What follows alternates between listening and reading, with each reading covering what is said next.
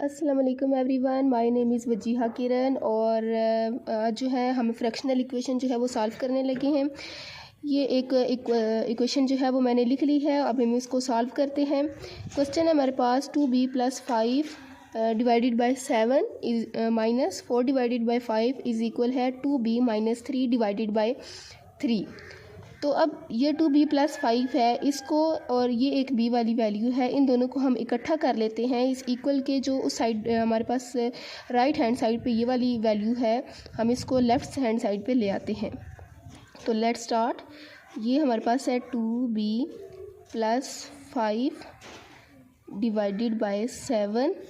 इस वैल्यू को हम इधर ले आते हैं, यहाँ पे पॉजिटिव में, यहाँ पे आके नेगेटिव में हो जाएगी। तो 2b - 3 हो जाएगा डिवाइडेड बाय इधर है 3।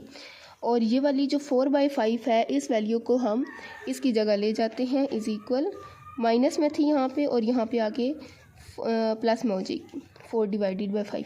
अब हम ये दो b वाली एक जैसी वैल्यूज़ हैं, हम इसको इजीली सॉल्व कर सकते हैं। हम इसका एलसीएम लेंगे, दरमियान में माइनस है, ठीक है। हम इसका एलसीएम लेते हैं। नीचे 7 और 3 है, 7 और 3 का ये हम रफ साइड पे कर लेते हैं। 7 और 3 है, तो इसका जब हम एलसीएम निकालते हैं तो 3 7 का इधर ही रहेगा। 3 1s are 3 और 7 1s are 1। 3 7 are 21 हो गया। तो यानी कि हमारे पास 7 और 3 का एलसीएम जो है 21 आ गया। अब इस 21 को, ये जो 7 है, पहली वैल्यू के अंडर साइड पे जो वैल्यू लिखी हुई है 7, उसको इससे डिवाइड करेंगे तो 7 3 टाइम्स 21 होता है।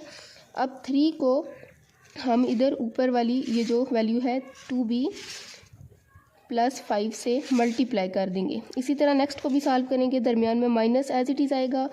और ये 3 है, 3 को 21 से जो है ना डिवाइड करना है। 3 7 टाइम्स 21 होता है। तो अब 7 को हम 2b - 3 से मल्टीप्लाई कर देंगे। इक्वल के उधर साइड वाली जो वैल्यू है वो हम ऐसे ही लिख लेते हैं, ठीक है, 4/5। अब हमारे पास ये थोड़ी सिंप्लीफाई हुई है वैल्यू। अब 3 से मल्टीप्लाई हो रहा है और 7 से मल्टीप्लाई हो रहा है, तो हम इसको ब्रैकेट्स को खोल लेते हैं, इसको मल्टीप्लाई कर लेते हैं। 3 2s are हमारे पास हो जाएगा 6, b साथ आएगा, प्लस 3 5s are 15 माइनस, ठीक है, हम ब्रैकेट सब साथ साथ खोल रहे हैं।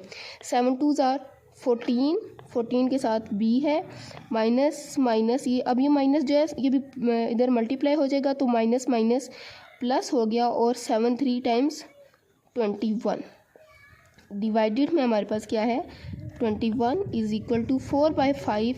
इसको हम ऐसे ही साथ साथ लेके चलेंगे, ठीक है। अब हम इसको सॉल्व करते हैं। 6b और 14b जो है, b को b वाली वैल्यू से प्लस या माइनस करेंगे और जो दूसरी कांस्टेंट है 15 को 21 में से प्लस करेंगे, ठीक है। 14 में से हम जो है 6 निकालेंगे, तो अब बड़ी वैल्यू ये है, तो बड़ी वैल्यू के साथ माइनस है, तो इसलिए हमारे पास नीचे आंसर में भी माइनस आएगा, ठीक है। -14 में से 6 निकालेंगे तो हमारे पास क्या आ जाता है 8b। और अब 15 के साथ भी प्लस है, 21 के साथ भी प्लस है, तो ये दोनों इसका मतलब है कि प्लस हो रही हैं, ठीक है। तो 21 में 15 को प्लस करेंगे तो हमारे पास आ जाता है, प्लस का साइन आएगा, प्लस क्या आ गया हमारे पास 36 divided by 21 is equal to 4 divided by 5, ठीक है। 4 डिवाइडेड बाय 5 आ गया, 4 डिवाइडेड बाय 5 आ गया। अब ये वैल्यू आप देखेंगे हम किस तरह से सॉल्व हो रही है, ठीक है।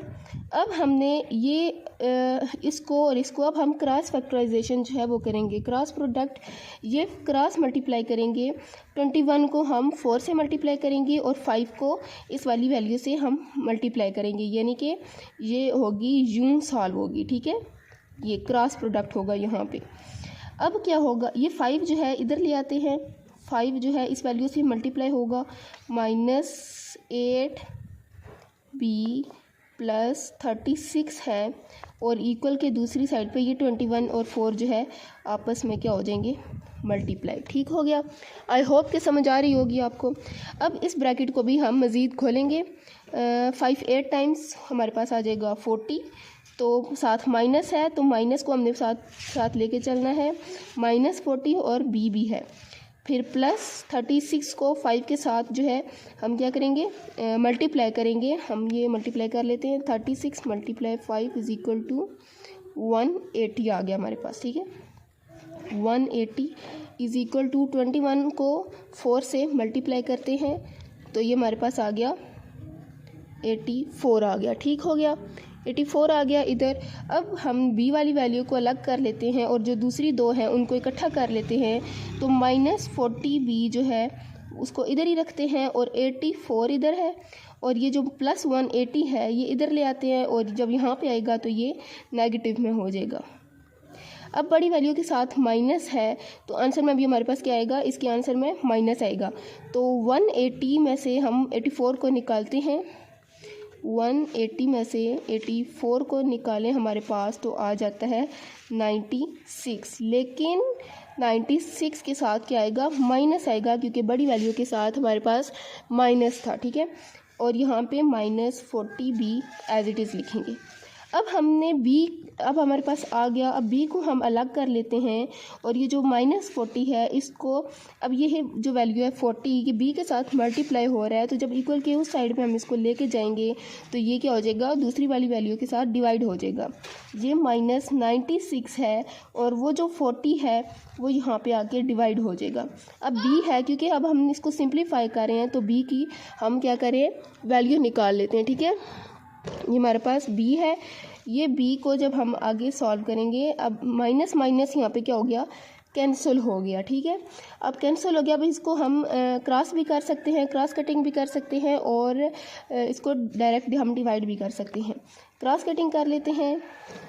ये क्रॉस होगा, 2 का टेबल लेके जाते हैं। 2 * 4, 0 के साथ 0 आ जाएगा और 2 * 4 = 8, 1 इधर कैरी आएगा और 2 * 8 = 16। ये फिर से कट रहा है। 2 10 × 20, 2 * 4 एंड 2 * 4 = 8। ये फिर कट रहा है 2 के टेबल से। 2 5 = 10, 2 1 = 2 एंड 2 2 = 4। 12/5 हमारे पास b की वैल्यू आ गई है, 12/5। सो b का आंसर हमारे पास क्या आ गया, 12/5। मज़ीद जो है हम इसको भी सॉल्व कर सकते हैं।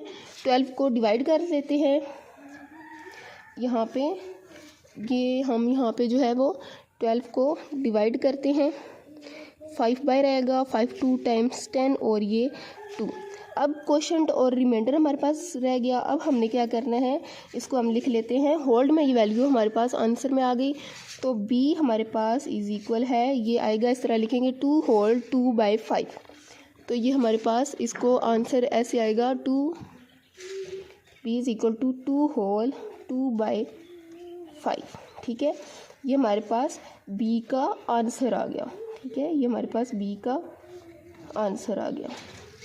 तो बहुत सिंपल है फ्रैक्शनल इक्वेशन को सॉल्व करना, ठीक है। सबसे पहले हमने b वाली वैल्यूज़ को इकट्ठा कर लिया, उनका एलसीएम लिया और एलसीएम लेने के बाद फिर हमने उसको सिंप्लीफाई किया, ब्रैकेट्स ओपन की और जब यहाँ तक सॉल्व हो गया तो हमने उसको क्रॉस प्रोडक्ट के ज़रिए जो है ना सॉल्व किया और हमारे पास b की वैल्यू आ गई। So it is so simple.